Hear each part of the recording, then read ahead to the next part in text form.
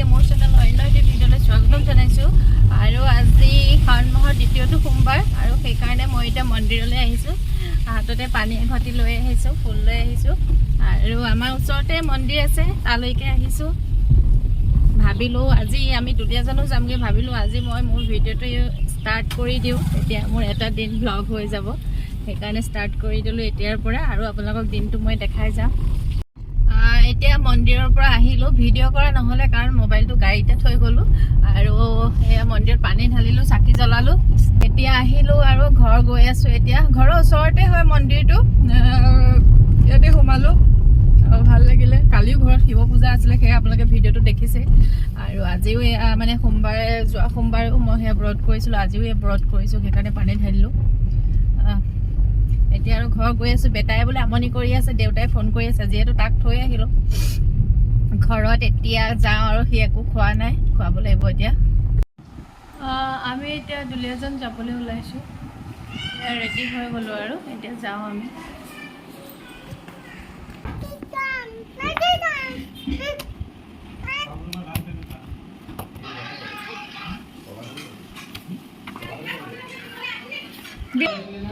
ভাল না আপুনি বাহিৰত থ'লে বাহিৰত থৈছোঁ। হেল্ল', আমি এতিয়া আহি আছোঁ দুলীয়াজান, কিন্তু আমি এতিয়া দুলীয়াজান ফাৰ্ষ্ট টাইম নাযাওঁ, আমি এতিয়া যাম ডিব্ৰুগড়, কাৰণ বেটা শুই গ'ল কোচতে এতিয়া। আৰু এতিয়া আমি গৈ আছোঁ ডিব্ৰুগড়। ডিব্ৰুগড় মানে বেটা অকণমান গাটো গৰম গৰম নিচিনা হৈ আছে, জ্বৰো একচুৱেলি উঠা নাই, কিন্তু নাজানো AC হাৱাত এনি টাইম থকাৰ কাৰণে নে কি, মানে গাটো বহুত এটা গৰম গৰম হৈ আছে। সেইকাৰণে ভাবিলোঁ এপাক যিহেতু এতিয়া যামেই, নাহকতে হৈ নগৈ মানে এতিয়া ডিব্ৰুগড় হৈ যাওঁ। ডিব্ৰুগড়ত তেওঁ বেটাকটো এনেও এজন ডক্টৰকে দেখাওঁ, চন্দ্ৰজ্যোতি ছাৰ, তেখেতক এবাৰ দেখাই যাওঁ। এয়া টোপনি গুচি গ'ল ল'ৰাটো। মন কৰিছোঁ ইমান ধুনীয়া মেঘ আছে, একদম ফটো নিচিনা লাগিছে নহয়নে? ইমান ভাল লাগিছে চাওকচোন। ৰাস্তাটো কিন্তু বম গেলি। এইখন হৈছে খোৱাঙৰ বিখ্যাত ৰঙালাও বজাৰ।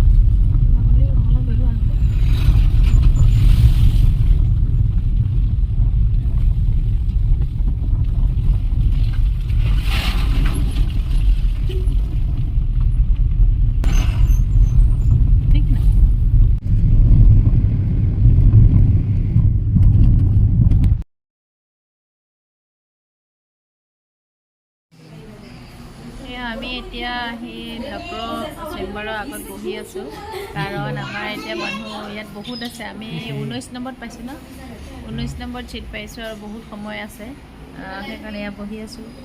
বেটা শুই আছিলে, এতিয়া বেটা সাৰ পাইছে জাষ্ট অলপ আগত। নাখাব পানী দিয়ে।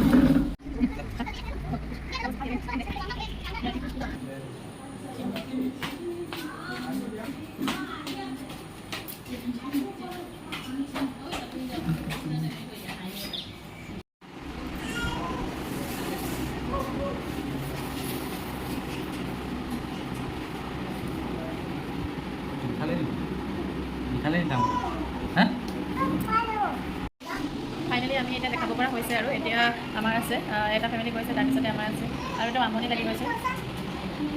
ক'ত আহিলা তুমি?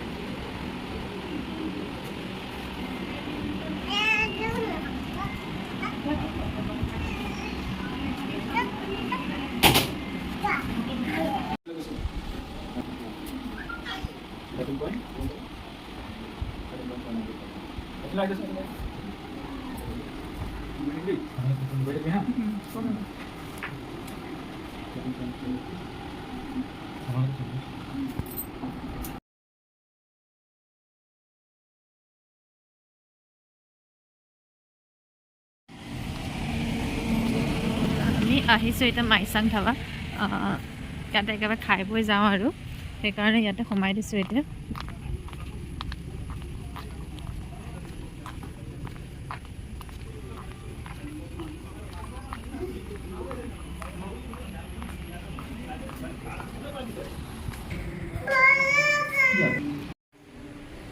এয়া ফাইনেলি আমি এতিয়া আহি পাই গ'লোহি আৰু এতিয়া আমি মাইচাং ধাবাত সোমাইছোঁ। বেটাক দেখালোঁ, কিন্তু বেটাৰ এতিয়া চববোৰ নৰ্মেলে আছে। আচলতে তাৰ বেমাৰ বুলিবলৈ একো নাছিলে, তাৰ মানে হাতটো অকণমান গৰম হৈ থাকে, ৰাতিপুৱা হ'লে হাতবোৰ গৰম হৈ থাকে আৰু কিন্তু এতিয়া জ্বৰ চৰ নাছিলে বাৰু, গাটো গৰম হৈ থকাৰ কাৰণে ভাবিলোঁ ইয়াৰ এনি টাইম অকল এচিতে থাকে, ভাবিলোঁ ঠাণ্ডাটো বুকুত সোমাই গৈছে নেকি বুলি ভাবি মনতে, আৰু যিহেতু মৰাণত আছিলোঁ, দুলীয়াজান যাবই লাগিব, সেইটো কাৰণে ডিব্ৰুগড় হৈ আহি ছাৰক দেখাই ল'লোঁ আৰু ছাৰে ক'লে চববোৰ নৰ্মেল আছে বুলি, আৰু ভাল লাগিলে সেইকাৰণে। আৰু এতিয়া বাজিলে আপোনাৰ 8:15 আছে, ভাবিলোঁ একেবাৰে খাই বৈ যাওঁ। সেইটো কাৰণে এতিয়া খাবলৈ সোমাইছোঁ, কিবা অৰ্ডাৰ দিছোঁ, কি খাওঁ আপোনালোকক দেখাম বাৰু। এয়া মইতো আজি যিহেতু ভেজ হয় সেইকাৰণে মই ভাত ল'লোঁ, আৰু ভাত মানে এনেকৈ লোৱাতকৈ ভেজ থালি লৈ ল'লোঁ। এইখন মোৰ ভেজ থালি ৰেডি। এয়া লৈছোঁ পনীৰ বাটাৰ মছলা, আৰু এয়া লৈছে কাৰাই চিকেন, এয়াই ল'লোঁ আৰু আমাৰ। আৰু ইয়াক আচাৰ দিছিলে, পনীৰখিনি থালি লৈছোঁ, মানুহজনে এয়া খাবলৈ বহিছে। আৰু বেটাই যে অকণ মানুহ নাখালে, এতিয়া মই ল'ৰাটো বেচেৰাটো খুৱাই লওঁ এতিয়া। এইখন থালিখন চাওক, কেইবাভাগো দিছিলে চব্জি, আৰু এয়া ভোট জলকীয়া দিছিলে ইয়াত।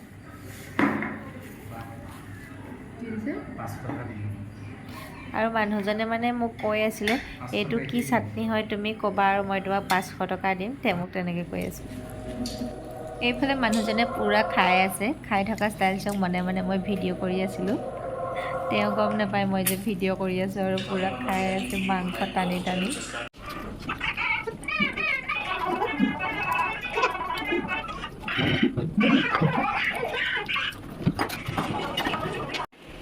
খাই বৈ আমাৰ হৈ গ'ল, আৰু ভাবিলোঁ ধাবাখনৰ সন্মুখৰ ভাগটো অকণমান দেখাওঁ, চাৰিওকাষটো। এয়া সন্মুখৰ ভাগ, আৰু কাষতে এইবোৰ কেবিন আছিলে,